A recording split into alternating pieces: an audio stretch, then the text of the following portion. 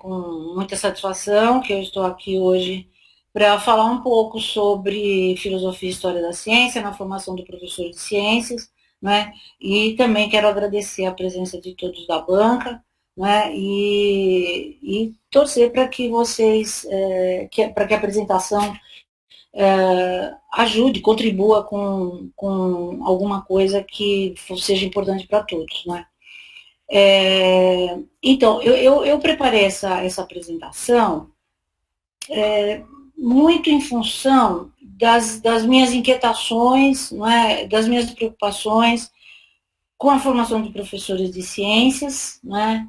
E eu acho que, assim, ao longo da apresentação, isso vai ficando relativamente claro, porque eu acho que a questão da filosofia e história da ciência na formação do professor é uma preocupação muito antiga, né? Eu faço parte da área de pesquisa de didática das ciências, né? E essa vamos dizer assim, é uma área de pesquisa, efetivamente, que analisa as possíveis contribuições da filosofia e da história da ciência, aí, seja na educação superior, seja na educação básica, né? E eu estou chamando aqui, eu queria só esclarecer isso, eu estou falando de professor de ciências, eu estou falando de um modo geral, tá? Porque se a gente for olhar com pouca atenção, já dá para ver que as ciências naturais, elas são diferentes nas suas epistemologias, não é? Mas, claro, elas guardam uma série de características comuns, né? Mas se a gente for olhar a física, a química, a biologia, a geologia, não é? Cada uma dessas ciências, elas vão ter um jeito de produzir conhecimento científico, assim como as ciências humanas também têm os seus jeitos, né? Elas vão produzir conhecimento com algumas diferenças, né? Então, aqui para nós, eu estou falando de ciências de um modo geral, tá? Então, não vou diferenciar. Embora, é claro, como a minha formação é na área de física, né, a minha tendência também sempre é puxar para o lado da física. Bom, então, uma das questões que eu acho que sempre me incomodaram ao longo de todo o tempo que eu sou professora, principalmente a partir do momento que eu ingressei no ensino superior, é sobre essa questão se é possível que um professor que ensina ciências não tenha domínio sobre o processo de produção do conhecimento científico, né?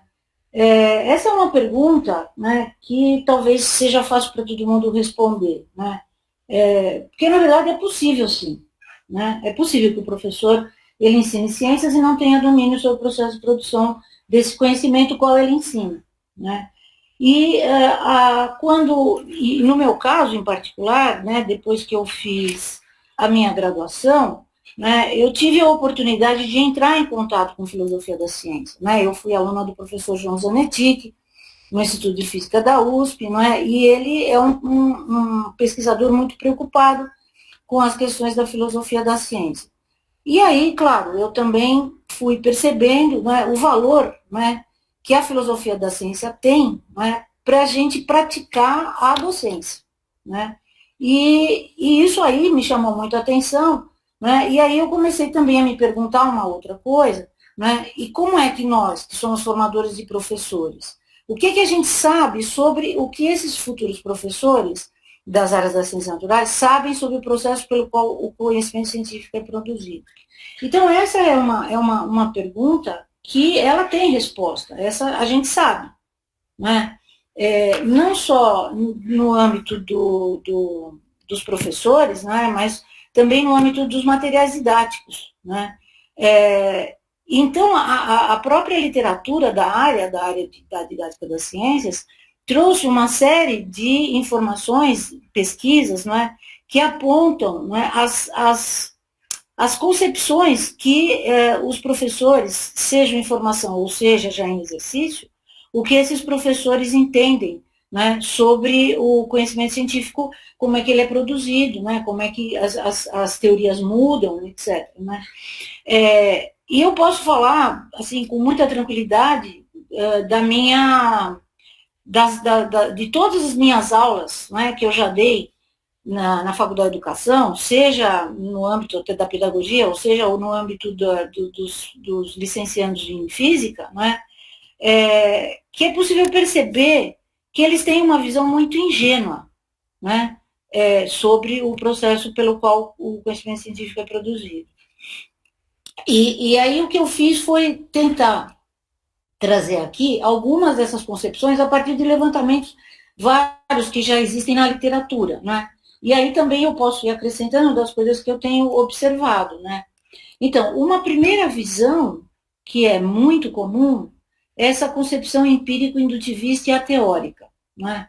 Essa concepção empírico-indutivista, eu diria que, do ponto de vista do que eu percebo, né, com os meus estudantes, né, ela é uma das que mais, se não, acho que é uma das que mais comparece mesmo, né, porque eu lembro que várias vezes eu já perguntei para meus alunos, assim, da licenciatura em física, né, pergunto, então, gente, vocês sabem como é que o conhecimento científico é produzido? Então, a resposta é pela observação, né? Então, justamente, essa visão, ela destaca esse papel neutro da observação e da experimentação, né? Então, basta observar, né, que aí, a partir daí, você já começa a fazer ciência, né? Por quê? Porque não considera, isso é impossível, né? Senão todo mundo faria ciência facilmente, porque ela não considera o papel essencial dessas hipóteses que orientam a investigação, né? O fato de você ter teorias, né, que orientam até o processo, orientam a observação, orientam a elaboração dos experimentos, enfim, isso é ignorado, né? E o que uma coisa que ela vem de muitos anos, né? Já da época do ensino de ciências da década de 60, né? Que aí, naquela época, se preconizava a aprendizagem por descoberta e a aprendizagem do método científico. Já começou aí o problema, né? Essa aprendizagem por descoberta, se vocês se lembram, a ideia era que o estudante era um pequeno cientista, né? E aí, à medida que ele fosse fazendo os experimentos, ele ia redescobrindo conhecimento, né? Bom, enfim. A outra concepção, que é essa rígida, que é algorítmica, exata e infalível, essa, então, vai exaltar justamente o tal método científico. É muito estranho quando a gente conversa com os alunos, todo mundo acha que, sabe, é o método científico. Então, eu estou no Instituto de Física, na FGW, né, e lá eu vou aprender o método científico. O método científico é esse conjunto de etapas. Observar, formular perguntas, formular hipóteses, planejar experimento, analisar e elaborar conclusões, né? E aí, com isso, com esse protocolo, vamos dizer, com esse roteiro, né, a ciência produz conhecimento, né? E, claro, precisa ter um controle rigoroso da investigação, né? Não, bom, aqui descarta o papel da criatividade, da dúvida, do caráter tentativo, da subjetividade, né? Isso não existe. O que existe é você fazer um controle bastante rigoroso do seu experimento, né? E seguir essas etapas, né? Ela está muito presente, mas muito presente, essa visão nos professores de ciências, nos livros didáticos e paradidáticos. Esse semestre passado, mesmo numa das disciplinas, não era na 685, era numa outra, na 285, que também, eu também faço a mesma pergunta, embora o tema não seja filosofia da ciência. Mas eles se surpreendem, sabe? Como não tem um método científico, né? Bom, tem métodos vários, né? Mas como a gente vai falar mais para frente. Né? A outra concepção é essa concepção aproblemática e a histórica. Por que ela é aproblemática e a histórica? Bom, nega, né? Não aparece as vicissitudes as históricas, as dificuldades que foram encontradas, isso não existe. E, claro, ela é dogmática e é fechada também, né? Porque não tem o contexto histórico. Isso aí se a gente pegasse os livros didáticos, talvez agora não, algum tempo atrás, com o PNLD, com o Plano Nacional de Livro Didático, alguma coisa mudou. né? Mas, de um modo geral, a história da ciência ela só aparece como uma curiosidade no final do capítulo. Então, o que, que a gente tem? Quer dizer, mesmo que o texto não diga, o livro didático, por exemplo, não diga isso claramente, é o que transparece a partir do que está posto ali. Né? Porque você vai conhecer, sei lá, vamos lá, na mecânica, vai lá, leis de Newton. Né? Vem tudo bonitinho, F igual a MA, né? Aí você faz o exercício, calcula, tal. Mas Newton, ele é só uma figura, entendeu? Que está ali para enfeitar um pouco o livro didático. Não tem uma história, né? Que aconteceu, como é que isso culminou, né, com a elaboração de umas teorias tão sofisticadas, né? Vamos combinar, né? Então, não tem essa questão dos problemas que deu origem, dificuldades encontradas, as limitações do conhecimento produzido, perspectivas abertas, isso não existe mesmo. E, claro, perde de vista que todo conhecimento é a resposta a uma pergunta e haja, né, haja inspiração e transpiração para poder responder a pergunta. Né? E ela é muito comum, óbvio, nas aulas de ciência, nos livros didáticos, que, como eu acabei de falar, aumente os problemas, os condicionantes históricos, né, tudo isso. Tem uma outra, né, que é essa concepção acumulativa de crescimento linear dos conhecimentos científicos. Essa também é extremamente comum. Né? Todo mundo acha que você tem um processo super cumulativo da ciência e ignora que houve rupturas, que teve crises, não é? Que os processos são muito mais complexos do que é aparente. Claro, o livro didático e o professor apresenta, vamos dizer, a ciência, por exemplo, a física, né, como se fosse uma coisa que tivesse uma continuação muito certinha, né? Os próprios livros didáticos são assim, né? Tem lá, no caso da física, o primeiro livro é mecânica, depois é física térmica e ótica, e depois é eletromagnetismo. Tudo, né, bem assim encadeado, né? E a gente vai falando e lembrando de coisas, mas é complicado falar. Eu me lembro, inclusive, que eu tive aula numa época, quando eu estava no ensino médio, com o Scipione de Piero Neto, que era um matemático, né? E ele dizia que a matemática era como uma escadinha. Você não podia pular nenhum degrau. Se pulasse um degrau, você estava perdido, entende? Porque você não ia saber de jeito nenhum o que vinha pela frente. Isso eu sempre lembro. A ciência não é uma escadinha. Né?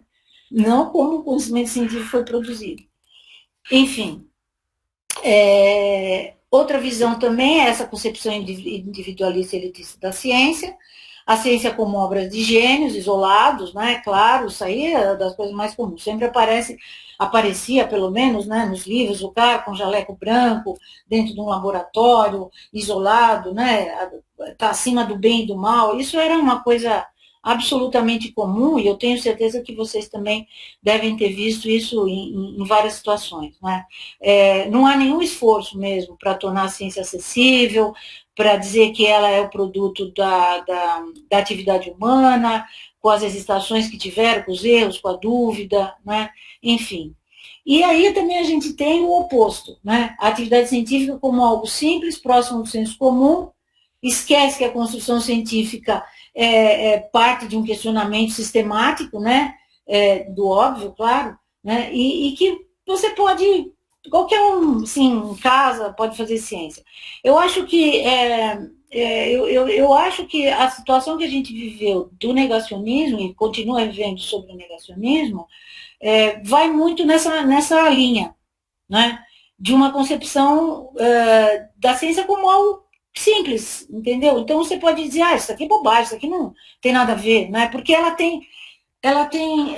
não tem esse caráter, vamos dizer assim, de uma construção humana que levou muito tempo e que dependeu de uma série de fatores para chegar a um determinado conhecimento, né? Então eu acho que essa coisa do negacionismo, ela só ajudou a fomentar essa concepção individualista e elitista da ciência, né?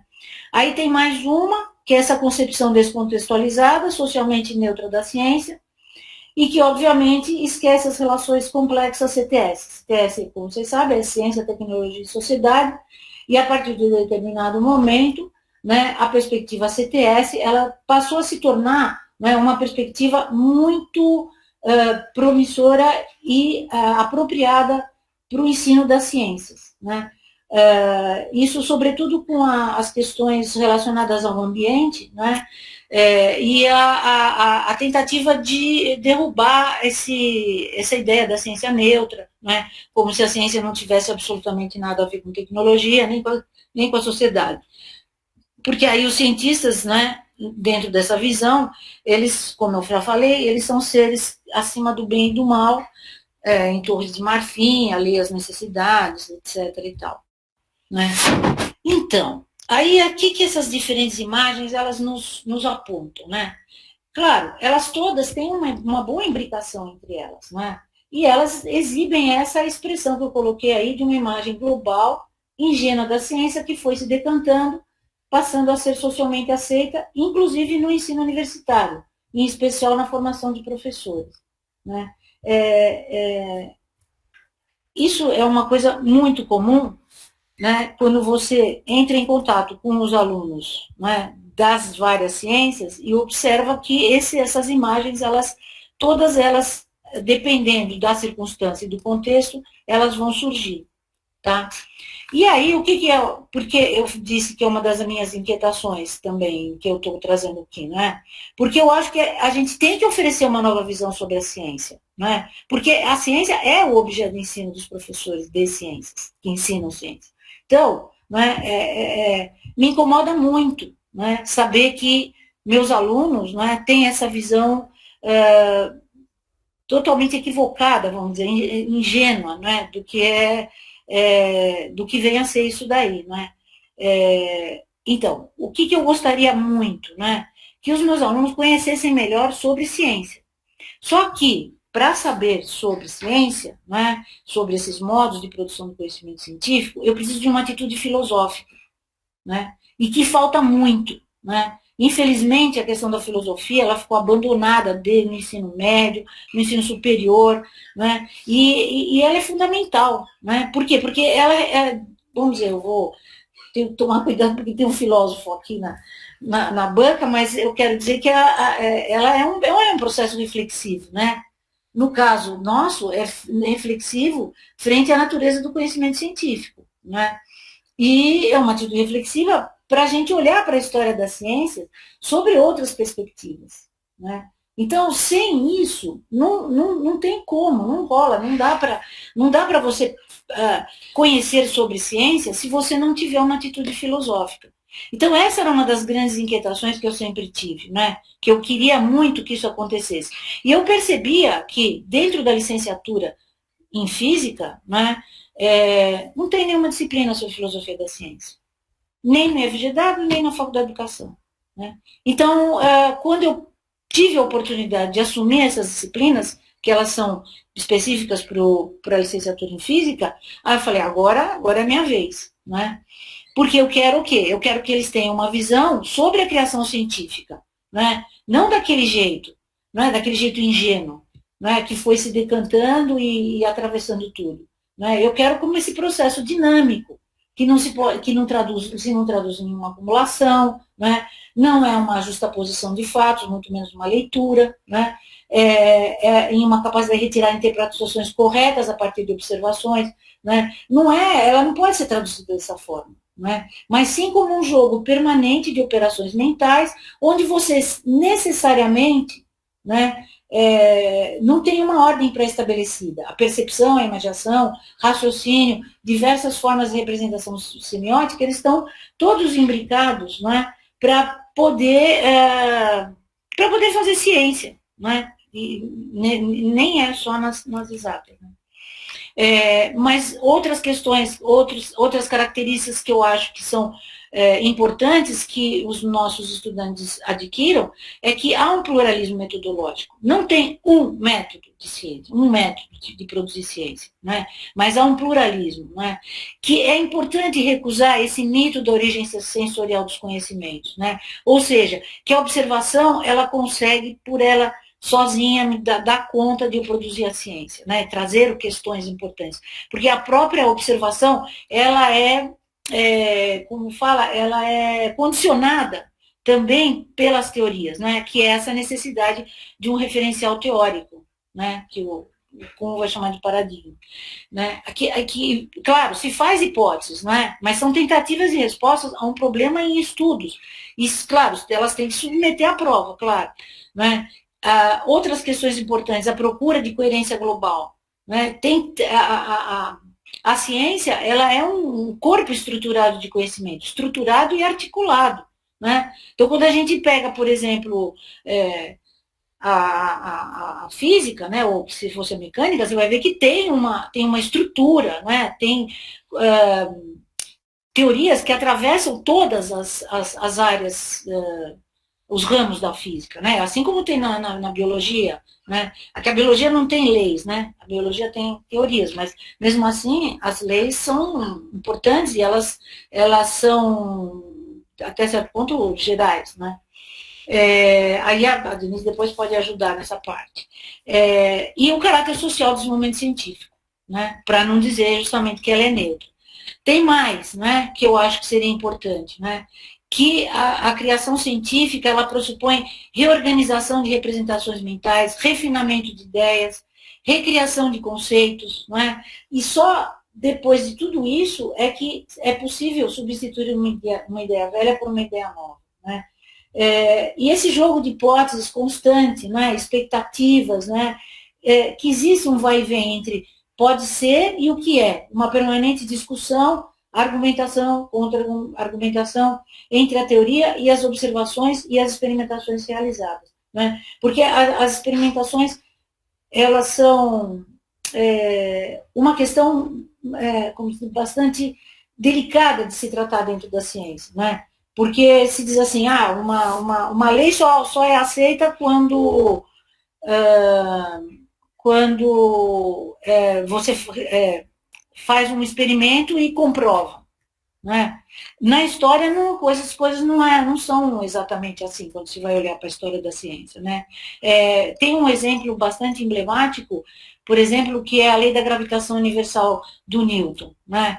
A lei da gravitação universal do Newton, ela sobreviveu 100 anos, até que o Cavendish conseguiu elaborar, montar um arranjo experimental para provar. Né? Mas foram 100 anos, né? Para isso. Quer dizer, e ninguém discutia se aquilo lá era, não vou falar verdade, porque verdade é outra coisa, mas se era uma boa interpretação ou não. Né? Era uma boa interpretação. Né? E até hoje é uma boa interpretação. Né? Então, a questão da experimentação também, eu acho que até essa visão de que para você poder fazer ciência, você necessariamente tem que fazer experimento. Não é verdade. Tá? Então, né, para conseguir trazer todas essas características, né, eu precisaria de trazer para os meus alunos diferentes epistemologias contemporâneas, né, que vão justamente interpretar o processo de produção científica com base na história da ciência. Então, são essas epistemologias que eu acho importante, embora eu acho que teria que trabalhar outras também, né, mas sempre entra o Popper, o Thomas Kuhn, o Bachelard, o Feyerabend, o Lakatos, o Laudan, o Fleck, né, entre outros. Eu acho que eu tenho uma insatisfação de não trabalhar, por exemplo, Maturana, que é que é filósofo mais voltado para a área de biologia, né? Mas é complicado. Você tem que reformular todo o curso, né, toda a disciplina. Mas não só, não é? Essas epistemologias elas vão mostrar e dizer, não é, que existem acordos e desacordos entre elas. Portanto, a filosofia da ciência ela não é uma coisa exata. Né? Isso é interessante que seja assim. Acho muito bom, né, que a gente não tenha, né, um certo e errado. Eu vejo, por exemplo, muitas vezes na disciplina que trata da filosofia da ciência, a gente vai avançando nos filósofos, né? Vai dando um pouco um nó na cabeça, né? Eles perguntam, mas qual é o certo? Entendeu? Mas a questão é que não tem um certo, né? Tem características que são, assim, absolutamente acordadas entre todos os filósofos, mas tem outras que não, né? E isso torna a filosofia da ciência uma área bastante fértil do ponto de vista das pesquisas, né? Bom, enfim. E a outra coisa também que eu acho que não basta, né? Quer dizer, além deles perceberem, de oferecer para os licenciados a possibilidade de perceber que existem acordos e desacordos, né? Eu gostaria muito e faço questão, né? Que eles percebessem que é possível explorar essas epistemologias por meio de analogias com os processos de ensino e de aprendizagem em ciências. Na tese que eu escrevi, no texto que eu escrevi, eu chamo a atenção, né, para essa questão das analogias.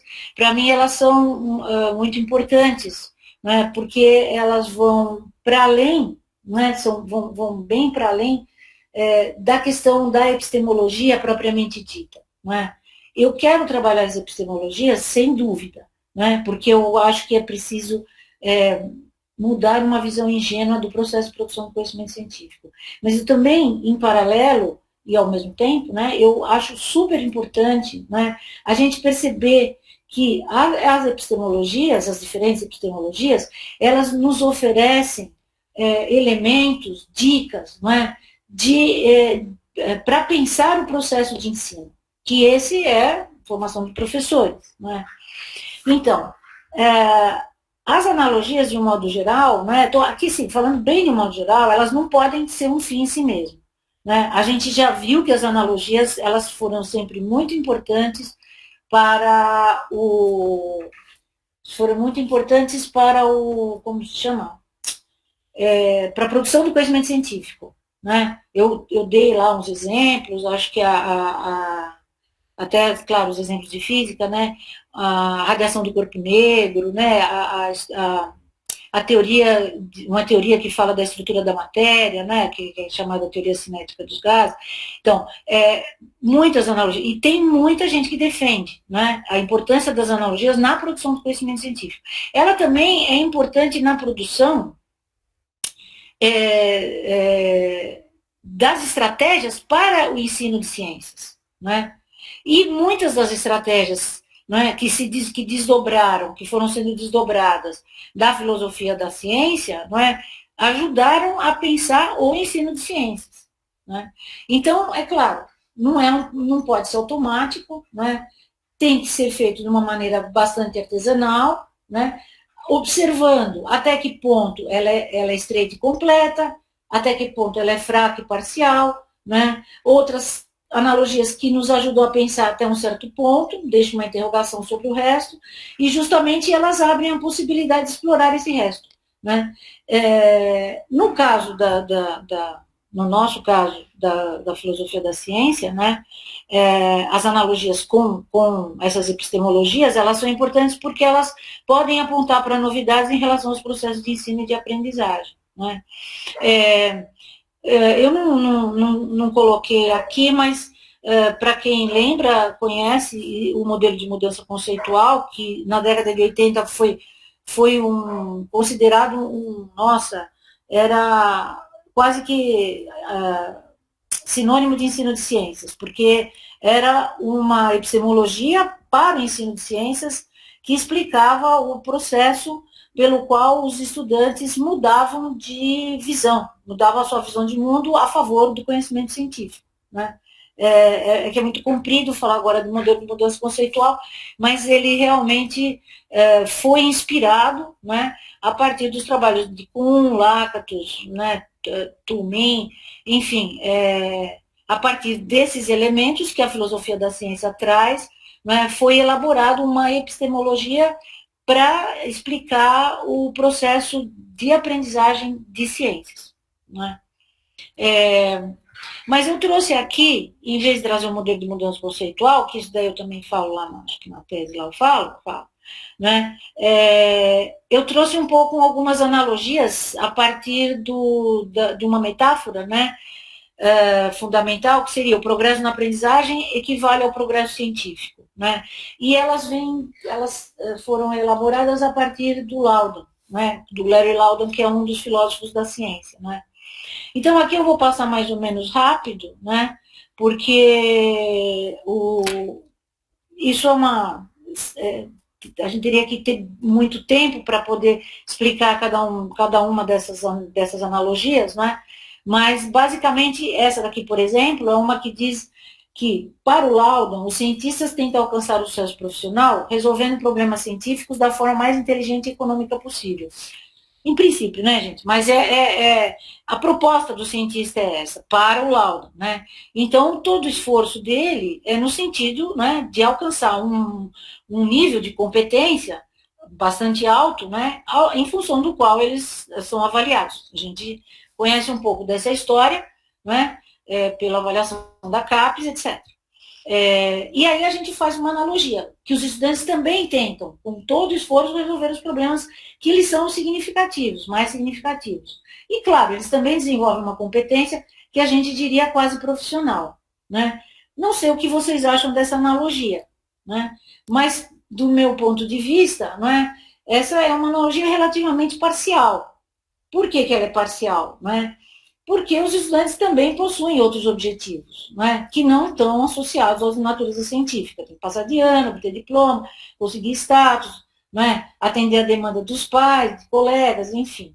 Então, ela é parcial porque ela tem uma semelhança no envolvimento para a resolução de problemas, mas é diferente nos objetivos pretendidos. Mas, mesmo assim, ela sendo parcial, né, a gente pode tirar algumas consequências. Uma delas seria relativamente evidente essa necessidade de articular ou compatibilizar os objetivos dos alunos com o do professor, né? Claro, porque os objetivos são diferentes, né? Seria legal se conseguisse ter um certo nível de compatibilização do professor e também adaptar ao contexto institucional, né? Eu diria assim, no meu caso, que eu gostaria muito, vamos dizer assim, sobretudo na educação básica, né, que os alunos estabelecessem uma relação com o conhecimento, né, em que o conhecimento tem um valor em si mesmo, não que ele seja útil, né, tem um valor em si mesmo para o sujeito. Então, compatibilizar essa minha perspectiva com os objetivos dos alunos, que é só de passar de ano, é bem difícil, mas a proposta seria essa, né? E também a outra consequência é que o processo de mudança conceitual vai precisar de negociação entre aluno e professor, das tarefas didáticas, dos tipos de avaliação. Ensinar não é nada trivial, né? Principalmente quando a gente coloca lá o nosso desejo lá no alto.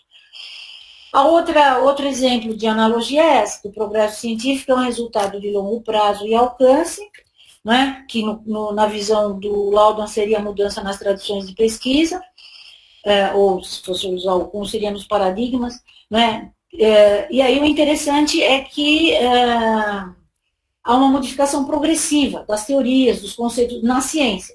E, em analogia, eu diria que na aprendizagem, a mudança conceitual, ela envolve conceitos primitivos, que são da linguagem científica, ideais explicativos, métodos de trabalho, finalidades, valores. Então, mudar a visão de mundo do estudante é um processo extremamente longo e progressivo, né? Eu falo muito pela física, porque eu sei como é difícil, né, um estudante no ensino médio, por exemplo, né, admitir, né, que um objeto pode se manter em movimento sem nenhuma força aplicada, porque tudo que ele vive no cotidiano dele fala o contrário, né? Bom, essa analogia para mim é completa, né, porque ela serve para qualificar a mudança conceitual, né, que ela não é nesse sentido, né, que ela ultrapassa o de simples mudança de conceitos. Não é só o cara mudar o conceito. Ele tem que, só se ele falar decorado, mas se para ele assumir uma ideia, ele precisa ter um monitoramento contínuo do processo de planejamento de atividades específicas, né, para que ele alcance a mudança em todos os seus aspectos. Tanto é que, às vezes, a gente termina até o ensino superior, a graduação, né, e não alcançou essa mudança conceitual, né? Imagine no ensino médio. Bom, tem aqui mais essa analogia, né, que essa analogia diz que é muito relativamente semelhante à anterior, né, que uma mudança, as mudanças, né, a longo prazo, elas se realizam de forma reticulada, na ciência, de acordo com o Laudo. Né? O objeto inicial pode ser tanto a teoria quanto a metodologia e os valores epistemológicos. Inicialmente, você vai tendo essas mudanças, muda um dos aspectos, né? Tem, com base em certas negociações, outros aspectos continuam intactos. Isso é a visão do Laudo. Tá? Em seguida, há um questionamento, né? Tem uma avaliação crítica por parte dos pesquisadores, né? Tem outros aspectos consensuais que implicam, né, nessas avaliações, e aí, enfim, teria uma mudança radical. A gente fazendo analogia na aprendizagem científica, a gente tem justamente, poderíamos dizer, né, que a mudança também é pensada de forma reticulada. Né? Ela começa com os conceitos, com os métodos, com valores, e a aceitação por parte do estudante, né, a ponto dele achar que essa conceituação é melhor do que a correspondente, ela vai sendo alcançada, né, paulatinamente, né, sem que muitas das visões, das concepções prévias, né, tenham se modificado. Né. Parece, não é, que do ponto de vista do ensino de ciências, que somente depois de muito sucesso com os novos conceitos, né, aí o sujeito está em condição de questionar as finalidades, as exigências, né, e alcançar um certo tipo de racionalidade, que, não, obviamente, ele não tem ainda. Né. Por isso que eu diria que essa analogia ela é considerada parcial, porque os alunos não estão no mesmo ponto. Claro que eles têm uma racionalidade, sem dúvida alguma, mas tem critérios de racionalidade, né? Não tem os mesmos critérios de racionalidade, por exemplo, que teria um pesquisador, depois de muitos anos de trabalho, de fazer pesquisa, né? Mas ela volta a problematizar essa concepção da mudança conceitual como uma mudança a longo prazo, né? E chama atenção para esses aspectos mais profundos, então, da mudança, né? E, mais uma vez, ela destaca essa questão de que o processo é lento e gradual, e não necessariamente seguro. Bom, aí, o que eu vim trazer agora? Né? Eu quis aprofundar um pouco essa questão das analogias, né? Trazendo provocações e problematizações para pensar no ensino de ciências. E aqui a gente não tem respostas, né? Pelo contrário, né? Até o meu orientando brincou comigo e disse que as perguntas que estão aqui são perguntas que valem $1 milhão. Mas são provocações que eu acho que a gente precisa ter, né, sobretudo para quem ensina ciências, quem está na área da ciência. Então, olha, do ponto de vista da filosofia da ciência, a gente tem já há muito tempo um embate entre os filósofos que consideram o avanço da ciência um dado inquestionável. Então, nossa, Popper, Lakatos, né, eles são enfáticos em dizer, né, que as teorias recentes são objetivamente melhores do que as mais antigas. Eu acho que o Bachelard, na minha visão, o Bachelard também acha isso, que o Bachelard também tem uma visão de progresso. Né? E há os que sustentam que isso não necessariamente. Né? Na ciência você tem lugar para escolha, né? E geralmente elas impedem uma avaliação definitiva de qual é a melhor. Kuhn e Feyerabend, por exemplo, são dois filósofos que têm essa perspectiva. Né? No lado do ensino de ciências, e isso também vai aparecer na educação, a gente tem um confronto também entre aqueles que acham que a meta é fazer com que o aluno pense de acordo com as concepções científicas. Por isso que vem essa ideia, essa expressão mudança, modelo de mudança conceitual. Né? Porque se queria, depois de todo o movimento das concepções alternativas, onde se chegou à brilhante conclusão que os alunos, as pessoas, os sujeitos, de modo geral, pensam e produzem um conhecimento, que aí a gente passou a chamar de senso comum, quando se descobriu isso, né, a partir daí, falou assim, bom, e como é que faz para a gente mudar a ideia deles? Né? Então, veio justamente essa questão da mudança conceitual. Então, no ensino de ciências, essa perspectiva de que o sujeito tinha que entrar na sala de ciências e, a partir dali, ele mudar a visão de mundo dele era muito forte. E até hoje tem um monte de pesquisadores e educadores que também compreendem dessa forma. Né? Porque se supõe que o conhecimento mais refinado é o conhecimento científico. E tem aqueles que sustentam que na aprendizagem mesmo das ciências tem um lugar legítimo para escolhas e adaptações. Né? Ou seja, o conhecimento prévio também rivaliza com o conhecimento. Ele deveria poder, a sala de ciências poderiam criar condições para que esses dois conhecimentos rivalizassem um com o outro. Né? Então, eu tenho a pergunta, né? É melhor controlar rigorosamente a escolha do conteúdo a ser ensinado e aprendido, né? Fazendo com que o conhecimento científico tenha o privilégio sobre todos os outros, né? Ou é mais promissor promover adaptações entre a cultura científica vigente e as perspectivas presentes nas culturas partilhadas pelos alunos com diferentes origens? Essa é uma pergunta difícil de responder. Para mim, mas não vou responder ela agora. Vou trazendo as outras, tá? Ali, do ponto de vista da filosofia da ciência, a gente tem o Feyerabend, não é? Que ele defende, né, que os cientistas têm a possibilidade de se abrirem para caminhos diferentes, mudar de metodologia, seguir sua trilha pessoal, numa espécie de anarquismo científico, né, como ele já foi chamado como anarquista filosófico, né, ele traz essa perspectiva do anarquismo. E ele diz que desse modo, né, que a ciência pode progredir, né, pelo anarquismo, na medida em que as pessoas têm essa liberdade para escolher métodos, né, teorias, enfim. Né. Então, o anarquismo científico é caracterizado justamente pela possibilidade dos cientistas se abrirem para caminhos diferentes, mudar de metodologia, seguir a trilha pessoal, eu repeti sem querer.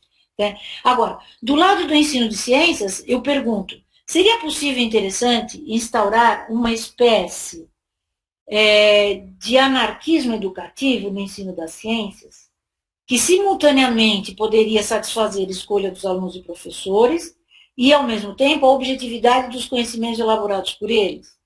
E mais ainda, seria possível a escola criar condições para que os alunos estabelecessem uma relação pessoal e responsável com o conhecimento, de modo a se sentirem capturados por um problema efetivo?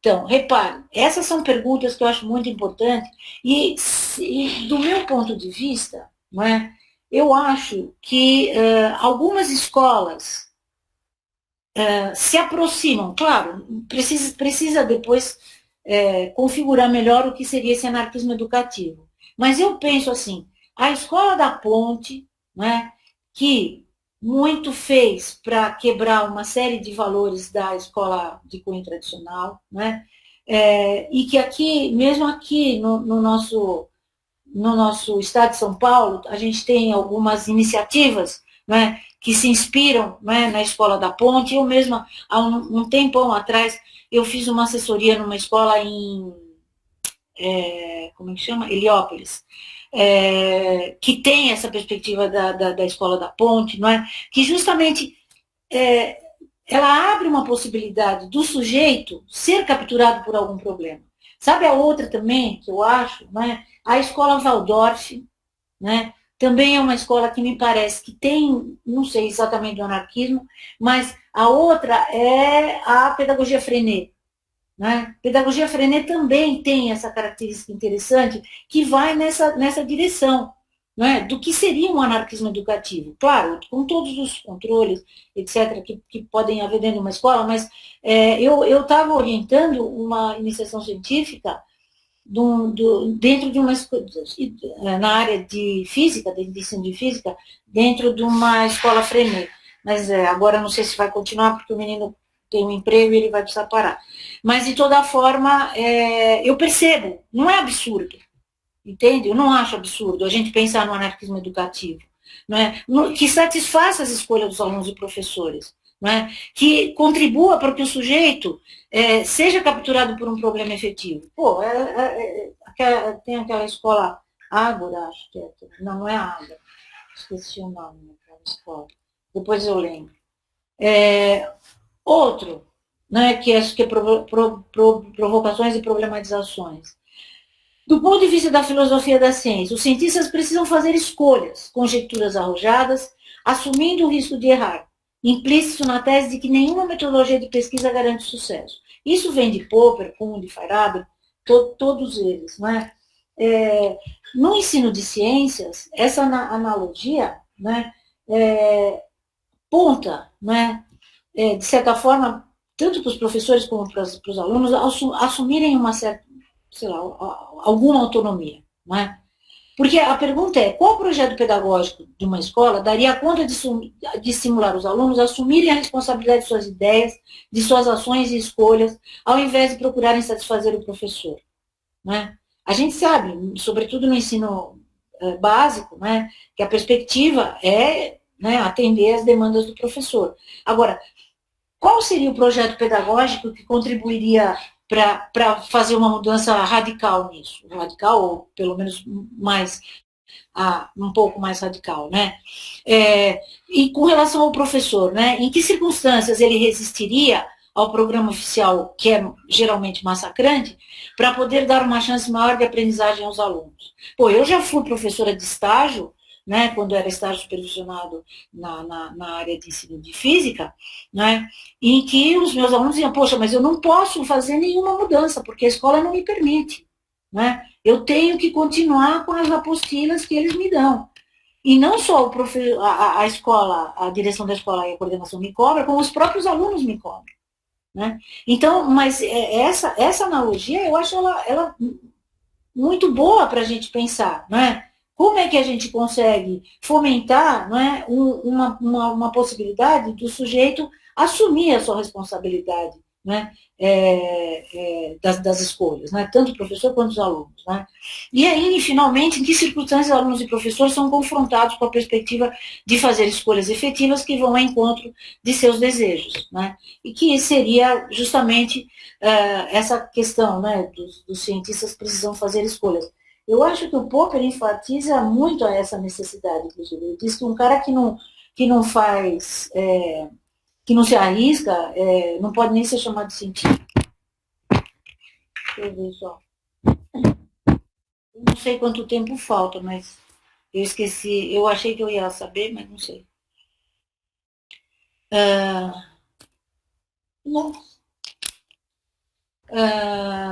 A outra provocação que eu acho importante é essa que atende a perspectiva do Feyerabend, né? Que a ciência deve estar comprometida com o bem-estar da sociedade, não somente com o progresso dos conhecimentos. Né? E isso aí nos leva a perguntar, né? Qual a responsabilidade dos cientistas, das organizações científicas sobre seus produtos e sobre a utilização que a sociedade vai fazer desses produtos? E será que a história... essa é uma pergunta importante. Né? Será que a história não documentou suficientemente que os avanços da ciência são utilizados principalmente pelos grupos hegemônicos para terem mais poder e somente como efeito secundário e ilusório para melhorar a vida de todos? Então por isso que o Feyerabend traz essa questão. Né? A gente tem um episódio horrível, né, na história da humanidade, que foi a jogar bomba atômica em cima de Hiroshima e Nagasaki, né? Acabando com a Segunda Guerra ali. Mas quem é que fez a bomba atômica? Não foi uma obra de extraterrestres, né? Temos o Sr. Einstein, né, que foi um dos responsáveis, o Fermi, né, o Oppenheimer, né, que foi que dirigiu o Projeto Manhattan, né? Passou batido, né? Não sei se passou batido, mas de toda forma, qual é a responsabilidade, né? Então, aí quando a gente pensa no ensino de ciências, né, o que me vem é se as aulas de ciências, elas não seriam o lugar privilegiado para promover discussões e reflexões sobre a relação entre aquele que produz conhecimentos originais e aqueles que exploram sua produção. Exploram no bom e no mau sentido, porque também não é só no mau sentido. Né?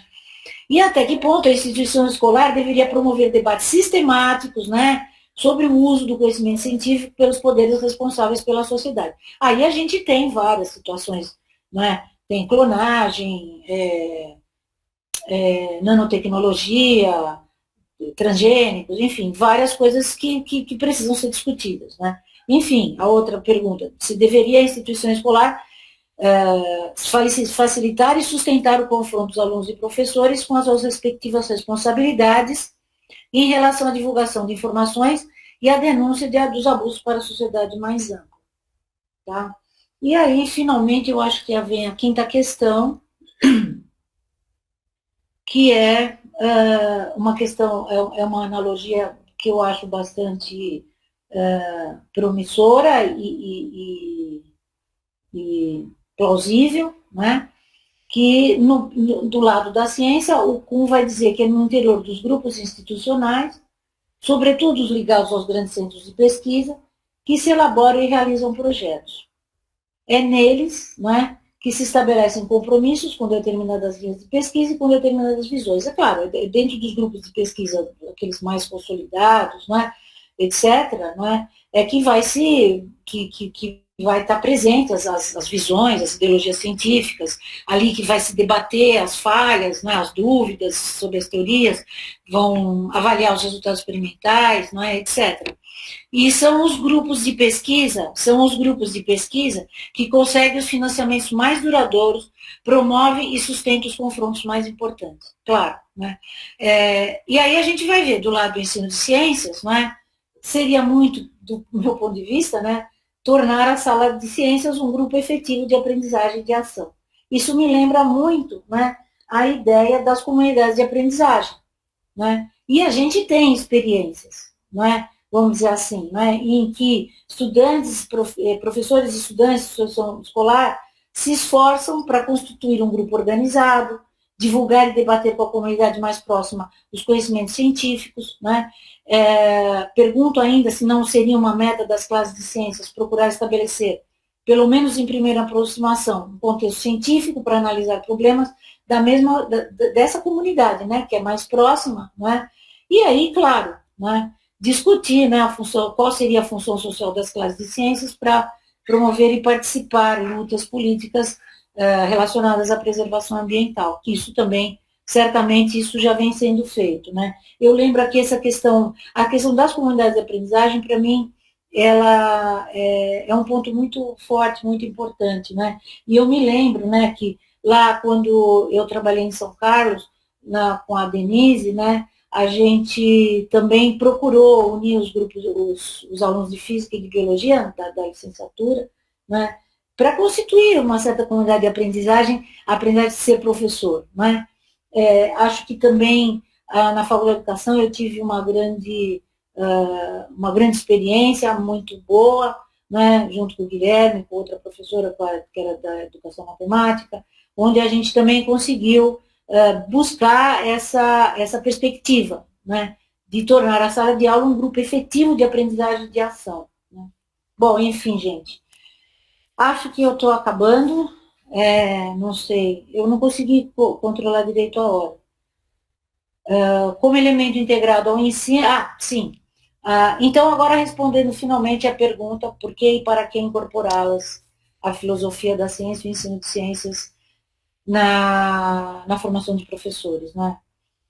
Eu acho que ela é um elemento integrado, a perspectiva é uma das frentes, né? Ela tem se comportado como um elemento integrado ao ensino, na perspectiva de contribuir para derrubar o caráter mítico da ciência, como a gente já destacou, né? Salientando que a produção do conhecimento científico tem características específicas que diferenciam do conhecimento comum. Né? Além disso, né, ela também, a filosofia e a história da ciência, trabalha nessa perspectiva de ser um conhecimento que dá visibilidade aos estudantes, sem dúvida, sobre a complexidade dos contextos de produção do conhecimento científico e, mais importante, que elas são influenciadas por fatores sociais, políticos, econômicos, e com isso ajudar a tomar a tomada de decisões mais críticas, né, sobre os temas científicos e tecnológicos nessas sociedades democráticas e temas que estão presentes todos os dias, né, nos jornais, em toda a mídia. Né.